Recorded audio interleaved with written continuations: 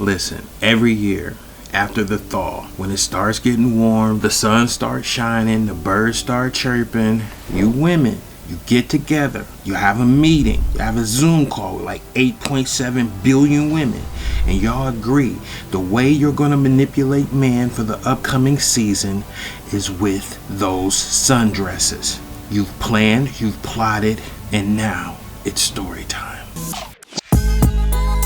Hey Tom, tell me a story. Okay fam, it is story time. We are back. Let's go. Buckle up for this one because it's going to get a little interesting. Now listen, I have been an advocate for children and I've been an advocate for single moms for years. Most of y'all who really, know me. I've owned multiple daycare centers and I've worked in this space helping single moms, helping kids, from single parent homes because I was one myself. That's one of the things I've done for years, continue to still do it. Now, during this particular time frame, I was working as a child advocate for the Children's Services Board here in my local area. Now, basically what we did was stand in the gap for kids who didn't have dads, kids who, moms was overworked, overstressed, didn't have a lot of time to spend, sort of like a child advocate / big brother. So sort of what I was doing, right? I was coaching baseball at the time. Some of the best work I've ever done, me personally. This story gets crazy. So I am advocating for this boy. His name is Perry. Perry's a good kid. They were moving here from another area, and so he was adapting to the new school, new surroundings, all that kind of stuff, right? Perry was like a little troubled, you know what I'm saying? Like I can tell, the adjustment wasn't going well for him. He rebelled a lot because his mom had to work and him and his older sister spent a whole bunch of time by themselves, unsupervised. So, when kids unsupervised, you know what they do, right? And so he used to cut up a lot in school, nobody really at home when he get there, so he out doing stupid stuff, right? This particular time, the school calls me up there and they're like, hey, Perry's acting up, da-da-da. So I go up to the school, I talk to him real quick, get him together, and I'll be like, hey, me and your mom need to sit down and talk. And that's when he sort of went and told me like his mom is working double shifts. She basically working 3 to 11, then turning around and working 11 to 7, and she basically only see her in the morning, you know what I'm saying, because she out, working double shifts to really get ahead, right? I put in a call to his mom, talked to his mom real quick, never saw her, we would just talk because, she worked a double shift, so I really never met the mom. So over the next couple weeks, he would act up, I would come up there, get him together. The school was really appreciative, but his grades was slipping. It was just really tough. It was a tough time, right? The mom actually calls me and she's like, hey, Mr. Tom, they're talking about suspending Perry and they're going to have a meeting and I can't get there until like 3:15. Could you possibly be up there for the meeting and help me out with this situation? Want him to get suspended. And I was like, no problem. I moved some things around. Now I went up to the school and I'm sitting there. They going down a laundry list of things Perry done. We're taking a test and Perry's talking. We're, trying to go over the assignment and Perry is, playing around on his phone. Perry's doing all this stuff, right? Now I'm listening to him. He caught red-handed. I'm like, man, there's nothing I'm gonna be able to really do to help this little boy out at this particular junction. I remember sitting there and I was like, now side story, I used to be the union steward at my job when I worked for the city.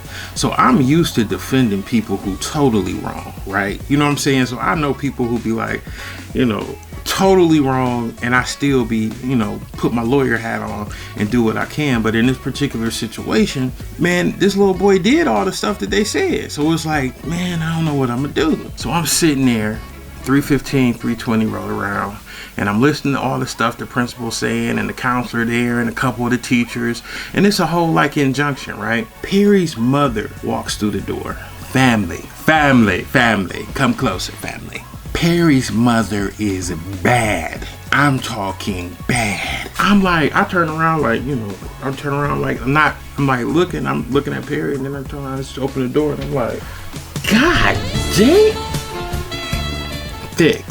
Just thick. And she had on one of these blue sundresses. Listen, I know y'all saw the thumbnail for the video, but what I'm telling you is that thumbnail does no justice to the amount of body that was bodying.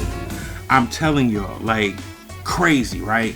So I'm sitting there and she comes and sits next to me, and you know, she eyes watering because, you know, she doesn't want her son to get suspended, you know. So I briefly catch her up on what's going on, but at the same time I'm like looking at her like, God, oh, God. Like I said, her eyes is watering up. The principal's like, you know, our hands are tied, his behavior is unacceptable, this and the third. And I'm just sitting there in my head, I'm like, I gotta do something.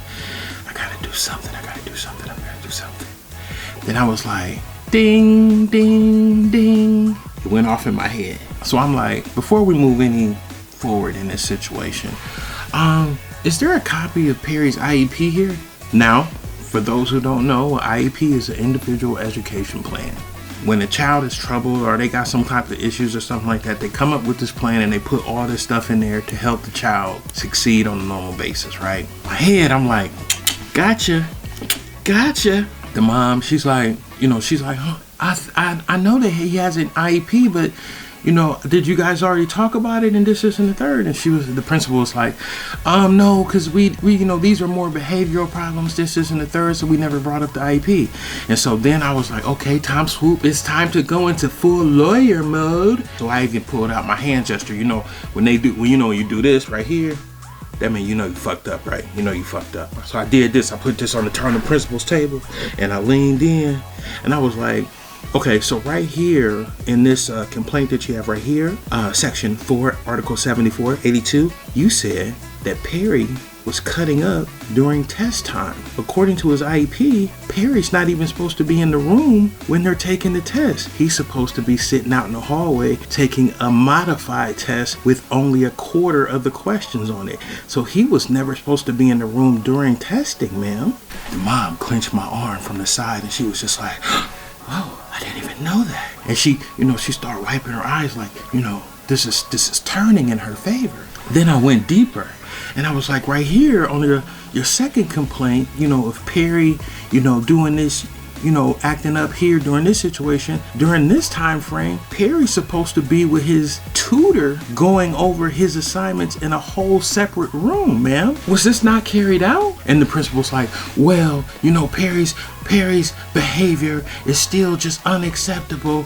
And I was like, well, ma'am, you know what's unacceptable? You not following Perry's IEP. Sorry to let you know this, but an IEP is actually a legal document binding by the state of Ohio. So you either follow his IEP or you face litigation. Man, when I tell you that principal's mouth went opened up wide. The mom, she rubbing my back and she hype a little bit, and I could just see, and Perry sitting up there like, I ain't gonna get suspended. Make a long story short, we made the modifications. He didn't get suspended. We walked out, right? So we walking out. The mom, she just like, Mr. Tom, I'm just so grateful. You know what I'm saying? You gotta let me cook you dinner. You gotta let me cook you dinner. And I'm just like, I mean, I can eat. You know what I'm saying? So she's like, she's pulled Perry to the side and she's like, listen, you know I'm working these double shifts. You know I'm doing this stuff. You gotta stop cutting up in school. You know what I'm saying? Like, soon as we get to the house, you go to your room, you catch up on your homework. I don't want to hear nothing. So we get to their house. We chilling. You know what I'm saying? She cooking. You know, it's smelling good. Perry in his room.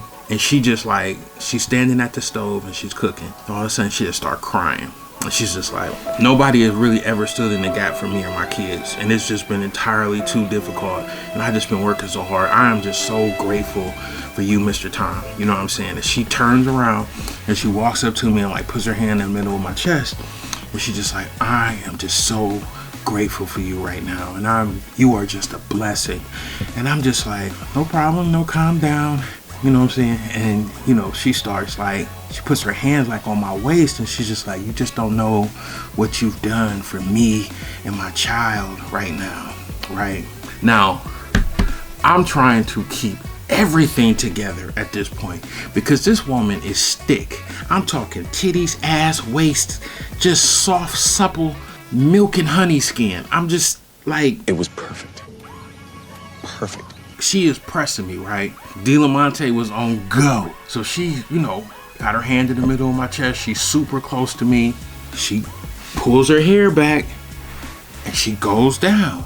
And she undoes my belt, and she pulls Diamante out, and she looks at him, and she gives him a soft, sweet peck. And then she went on to defile my personal. And when I tell y'all she was doing stuff I wasn't ready for, like I didn't even know women could do this. Like she massaging the shaft and, you know, lubricating the pipe. And I mean, she's doing she is going to town on this thing, right?